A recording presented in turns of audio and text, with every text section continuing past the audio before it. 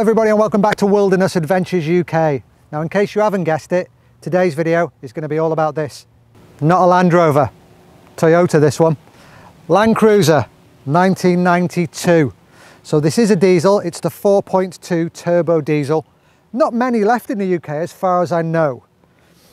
Reason I chose this, more seats than the Land Rover. I can seat obviously 5 people. So this is more of a touring vehicle where Leon and myself or whoever, we can just go and we can ground dwell, we can hammock camp. Right, so the year this was released, they were fetching around £42,000. Now if you get onto your Google inflation calculators, these were top. They were brought out to rival Range Rovers, so they're a very high quality car. Don't see many in the UK anymore, not the 80 series. You see them more in Australia, Africa, and even in the States, and they're still very, very sought after. One of the most capable 4x4s, they'll give anything a run for their money. So a little bit of history about this vehicle. I've known the last 2 owners.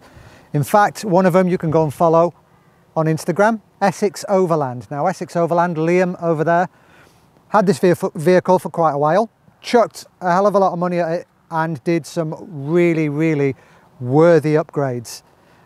Liam sold it, I don't know why, but he sold it to a friend of mine, Andy. Andy had it for probably 3-4 years and looked after it again, and I bought it off him. Cracking vehicle. Do I prefer it to a Land Rover? I'm going to put that question out there. I prefer the heritage and the looks of a Land Rover, but I would actually say that this is far more comfortable. You can have a conversation in it when you're driving. It's a lot more power. The power is just unbelievable. They're ridiculously powerful and every bit as capable as a Land Rover, if not more so. This one has got the triple lockers. It came out the factory with a front diff lock, a center diff lock, and a rear diff lock. So if you get this stuck, you're doing something very, very wrong. So this vehicle has come with a few upgrades. The previous owners have really looked after it. So one of the upgrades is the big muddy tyres, and I'm not sure if these are standard wheels. I'm under the impression that they are, but they're off a different model. I've changed the lighting on it and I've added some bigger spotlights. I'm not happy with the front one, so they are going to be changed. Has had a snorkel fully plumbed in, so it can wade over the bonnet if it needs to. It has got a roof rack. I did get it with a roof tent. If you look at my Instagram photos, some of the early pictures did have the roof tent on it. I've moved the roof tent over to the Land Rover now, and just FYI, the roof tent is still available and it is for sale.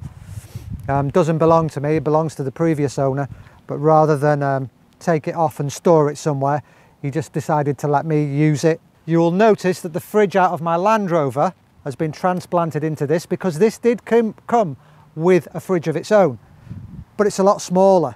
Because I sleep in the back of the Land Rover, it frees up a little bit of room, and this one's quite a big chunky unit, so I've just placed it here, and it has got behind the fridge a box that houses the leisure battery that powers the fridge and powers this switch panel just here that's got some USBs and some other bits on it that charges from the alternator when the car's travelling.